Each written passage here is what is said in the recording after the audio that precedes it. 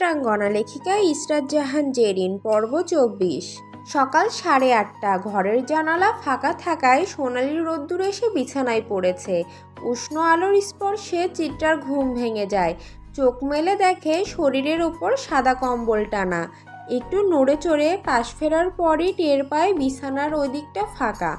ফারাজ নেই। চিত্রার কপালে ভাঁজ পড়ে। এত সকালে তো তার ওঠার কথা নয়। দেয়াল ঘড়ির দিকে তাকিয়ে সময়টা নিশ্চিত হয় সে। হঠাৎ দেরি হয়ে যাওয়ায় অনুভূতি তাকে তাড়াহুড়া করতে বাধ্য করে। দ্রুত উঠে চুল খোপা করে বাঁধে। তারপর চোখ যায় টেবিলের দিকে। সেখানে রাখা একটি লাল গোলাপ, পাশে একটি চিরকুট। চিত্রার ভ্রু কুঁচকে যায়। গোলাপটা নাকের কাছে নিয়ে শোখে। নরম একটা মন ভালো করার মতো গন্ধ। তারপর চিরকুটটা খোলে। শুভ সকাল প্রিয় ফুল। চিত্রা মুচকি হাসে। সে ফুল? এই ফারাজটাও না একটা আজব লোক। চিত্রা আড়ম্বর ভেঙে খাট থেকে নামতেই ঘরের দরজায় কেউ একজন কড়া নাড়ে। চিত্রা গা থেকে কম্বল সরিয়ে দেখে অবস্থা খুব একটা সুবিধার নয়। তাই সে জলদি ওয়াশরুমে যাবে বলে ঠিক করে। কিন্তু তার আগেই মিতালি রুমে ঢুকে যায়। চিত্রা ততক্ষণে গায়ে শাড়ি জড়িয়ে নিয়েছিল। আপা, খালু আপনারে জলদি তৈয়ার হইতে কইছে। সারপ্রাইজ আছে আপনার জন্য। আমার জন্য? হ। আপনার কোনো সাহায্য লাগবো? দেন আমি সাহায্য করি। বিছানাটা গুছাইয়া দেই। তুমি যেতে পারো। আচ্ছা। চিত্রা আয়নার সামনে গিয়ে দাঁড়ায়। লজ্জায় তার মুখ লাল হয়ে আছে। ইসরে, গলাটায় দাগে জর্জরিত। এসব নিয়ে নিচে কি করে যাবে? মিতালি চলে যাওয়ার জন্য পা বাড়াতেই চিত্রা তাকে ডাকে। সাহায্য করতে পারবে? ফারাজকে দুদিনের মধ্যে এক জরুরি কাজে ঢাকা যেতে হবে। সকাল সকাল সে হলরুমের সোফায় বসে ফাইল ঘাঁটছে। পাশেই অভ্র ক্লান্তিতে আধমরা হয়ে পড়েছে। এতক্ষণ ধরে কাজ করতে করতে তার ধৈর্যের বাঁধ ভেঙে যাচ্ছে, অথচ ফারাজের চোখে কোনো দয়া নেই। হলরুমের এক পাশে রাজন আর রোশান বসে আছে। জোহান এখনো এসে পৌঁছায়নি। অভ্র এক সময় আর সহ্য করতে না পেরে হতাশ স্বরে বলল, ভাই, আর কতক্ষণ কাজ করতে হবে? এটা বাসাবাড়ি, আপনার অফিস না। ফারাজ চোখ তুলল না। ফাইলের পাতা উল্টে যেতে যেতে সংযত কণ্ঠে বলল, ওহে কুদ্দুসের বাপ, আমি অন্ধ নই। আর আমার চোখ দুটো জনগণের ব্রেনের মতো পেছনে না। অভ্র আর সহ্য করতে পারল না। উঠে দাঁড়িয়ে বিরক্তির সঙ্গে বলল, তো ওঠেন, আমি আর কাজ করতে পারবো না। ক্ষুধা লেগেছে। বালসাল না খেয়ে দেন আগে আপনার মাথাটা খাই। ফারাজ এবার ধীর সুস্থে ফাইল বন্ধ করলো। তারপর শান্ত গলায় বলল, সকাল সকাল মুখ খুলতে চাচ্ছি না অভ্র। এমনিতেই ফারাজ এলাইয়ের দোষ বেশি। কথায় আছে না, গু খায় সব মাছে আর দোষ পড়ে পাঙ্গাসের। বাড়ির বউয়েরা সকলে কাজে ব্যস্ত। রান্নাঘরে তো বেশ কয়েকজন কাজের মানুষ আছে। তবু রান্নার দায়িত্ব কাউকে দিতে পারেন না রুমানা। বাইরের মানুষের হাতের রান্না খাওয়া তার পক্ষে একেবারেই সম্ভব নয়। চিত্রা সিঁড়ি দিয়ে মিতালির সঙ্গে নিচে নামছে। এত বড় ঘুমটা টেনেছে যে মুখটায় দেখা যাচ্ছে না। তবে শাড়ি সামলানো সে এখন মোটামুটি শিখে ফেলেছে। যদিও মাঝে মাঝে কষ্ট হয়, কিন্তু এই বাড়ির বিবাহিত নারীরা শাড়িই কেন পরে? শুধুই কি জমিদার বাড়ির বউ বলে? ফারিয়া নিহানের সঙ্গে রুম থেকে বের হওয়ার মুহূর্তে চিত্রাকে পেছন থেকে ডাকলো। ঠিক তখনই ফারাজের চোখ গিয়ে পড়ল সিঁড়ির দিকে। পাশে থাকা অভ্র তাকালো। যাক, ভাবি আসছে। অভ্র মনে মনে স্বস্তির নিঃশ্বাস ফেলল। এখন অন্তত ভাবি পারে ভাইয়ের হাত থেকে তাকে বাঁচাতে। চিত্রা, উনি আমার স্বামী, নিহান শেখ। ফারিয়া পরিচয় করিয়ে দিল। নিহান বিনয়ের সঙ্গে চিত্রাকে সালাম জানালো। ভাবির সঙ্গে হাত মেলানো কি ঠিক হবে? উনি আবার রাগ করবেন না তো? একটু দ্বিধাগ্রস্ত হয়েও সে হাত বাড়িয়ে দিল। ঠিক তখনই তার চোখ চলে গেল হলরুমের দিকে। চেয়ারে গা এলিয়ে বসে আছে ফারাজ এলাহি। কিন্তু সবচেয়ে ভয়ের ব্যাপার হলো তার দৃষ্টি নিহানের বাড়ানো হাতের দিকেই স্থির হয়ে আছে। সেই তীক্ষ্ণ চাহনি যেন এখনই সর্পের মতো গিলে ফেলবে। মুহূর্তেই নিহান হাত সরিয়ে নিল। তারপর ফারাজের দিকে তাকালো। ফারাজ একবার চোখ তুলে চাইল। ঠোঁটের কোণে এক অস্পষ্ট হাসি ফুটল। সে ঠান্ডা গলায় শুধু বলল, দ্যাটস মাই বয়। নিহান ঠিক বুঝতে পারল না ফারাজ কি বলল, কারণ সে সিঁড়ির ধারে আর ফারাজ হলরুমে। মাঝের দূরত্ব বেশ খানিকটা। তাছাড়া ফারাজ শুধু ঠোঁট নাড়িয়ে বলেছিল, তাই বোঝা কার্যত অসম্ভব। নিচে নেমেই সোজা রান্নাঘরে চলে গেল। নীরু সেখানে দাঁড়িয়েছিল। মোহনা চিত্রাকে দেখেই বলে উঠল, বিয়ের প্রথম প্রথম একটু দাগ তো হবেই, এত লুকানোর কি আছে? ওই আমি তো এখনো লুকাই না।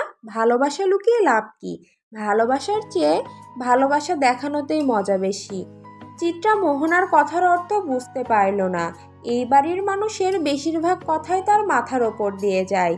সে কিছু বলার আগেই নীরু পাশে এসে খোঁচা দিয়ে বলল, বুঝলেন না ভাবি, এত বড় ঘোমটা দিয়েছে যাতে সবার নজরে উনিই থাকেন।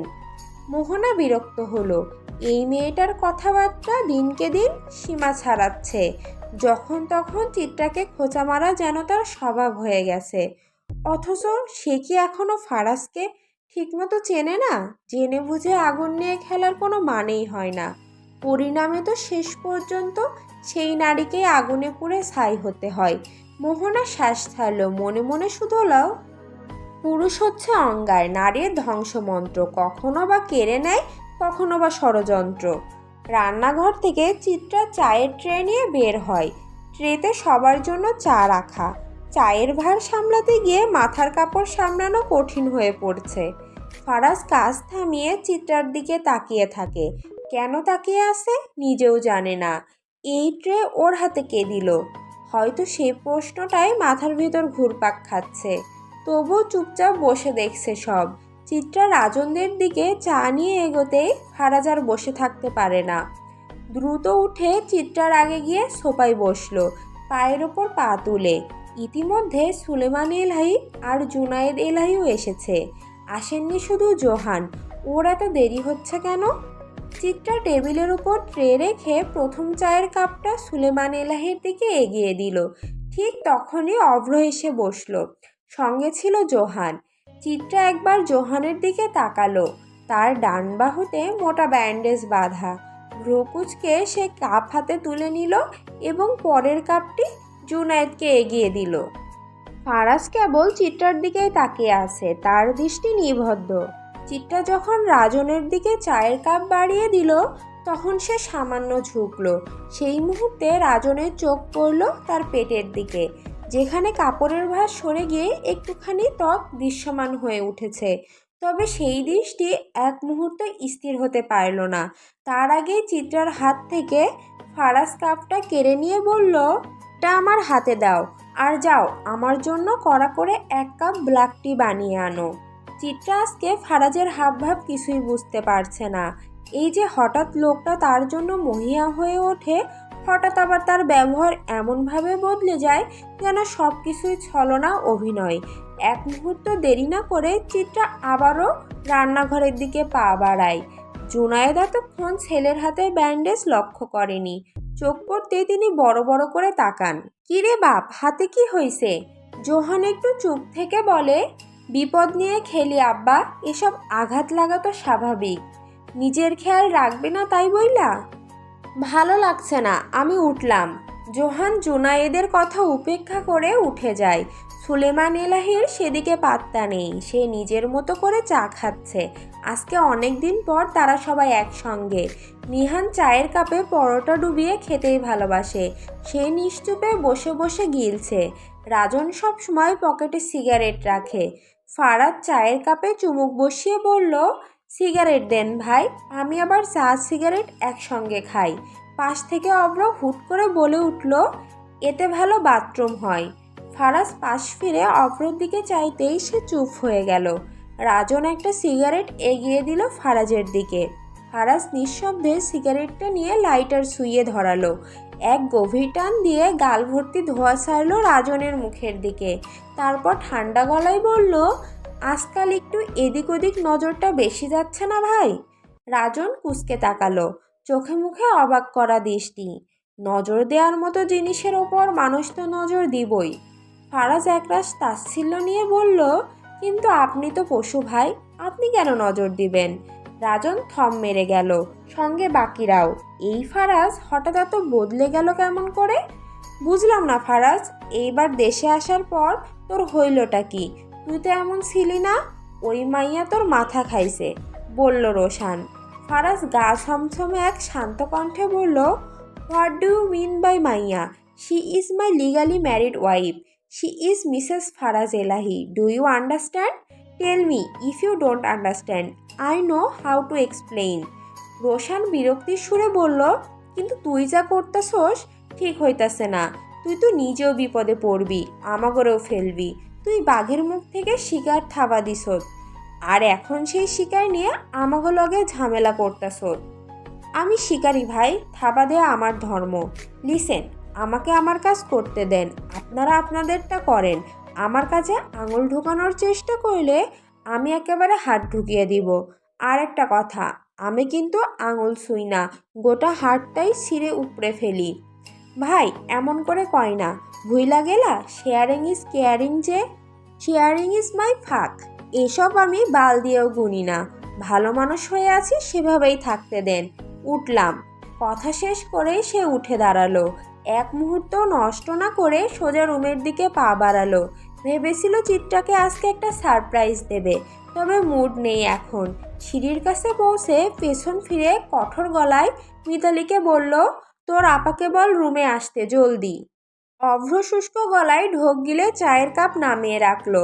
ভাইয়ের মেজাজে বরফ থেরাপি দিতে হবে। সে ধীর পায়ে সিঁড়ির দিকে এগোলো, কিন্তু হঠাৎ পেছন থেকে কে যেন ধপ করে ঝাঁপিয়ে পড়ল তার গায়ে। একটা কর্কশ আতঙ্কিত কণ্ঠ চিৎকার করে উঠল, কালুর বাপ, হোয়ার ইউ গোয়িং? প্লিজ আমারে ছাড়ো না। Going because I love him.